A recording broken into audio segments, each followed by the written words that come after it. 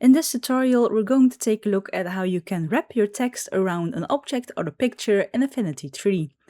So as you can see, I have this text here and I have a picture, but if I move my picture above my text, it doesn't do anything, it just sits on top of it. So what I can do is with my picture selected, go to text and then choose text wrap and show text wrap settings. And then here you have the wrap style and the wrap to option and the distance from the text you can choose.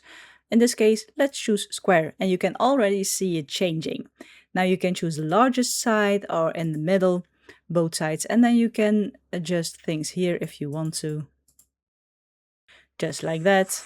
And then you press close, and as you can see now, if I move my picture, my text follows with it. If I adjust the size of my picture, my text also adjusts to it. So that's how you can easily wrap your text around a picture or an object in Affinity 3. Like the video if you liked it, subscribe if you want to see more of my videos, and as always, thank you for watching. I'll see you in the next one.